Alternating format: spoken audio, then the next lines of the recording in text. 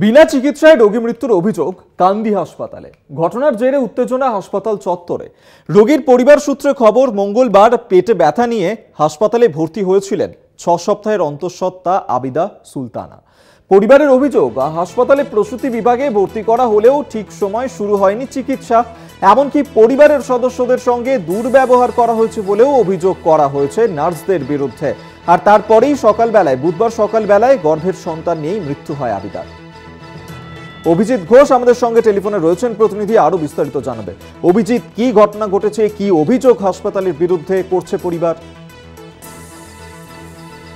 সকাল থেকে কান্দি হাসপাতাল চত্বরে কিন্তু উত্তেজনার সৃষ্টি হয় রোগী মৃত্যুকে কেন্দ্র করে। গতকাল রাতে আবিদা সুলতানা, যে বীরভূম জেলার বাসিন্দা, তাকে ভর্তি করা হচ্ছিল কান্দি মহকুমা হাসপাতালে। তারপর থেকে তার কোনো চিকিৎসা হয়নি, এমনটাই অভিযোগ তুলেছে রোগী পরিবার।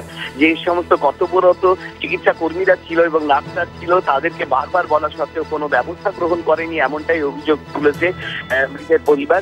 আজকে সকালেই যখন আবিদা সুলতানার মৃত্যু হয়, তারপর থেকে কিন্তু চাঞ্চল্য সৃষ্টি হয়, বিক্ষোভ দেখাতে শুরু করে মৃতের পরিবার পরিজনেরা।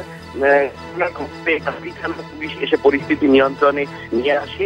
এই মুহূর্তে যদিও পরিস্থিতি স্বাভাবিক, তবে যে মৃতের পরিবার অর্থাৎ আবিদা সুলতানার পরিবারের পক্ষ থেকে যে সমস্ত কর্তব্যরত চিকিৎসা কর্মী এবং নার্সরা ছিল, তাদের বিরুদ্ধে কঠোর ব্যবস্থা গ্রহণের দাবি তুলেছে।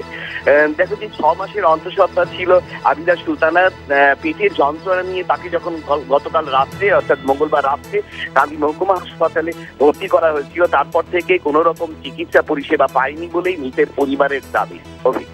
ধন্যবাদ তোমায়। অভিজিৎ ঘোষ আমাদের সঙ্গে টেলিফোনে ছিলেন প্রতিনিধি।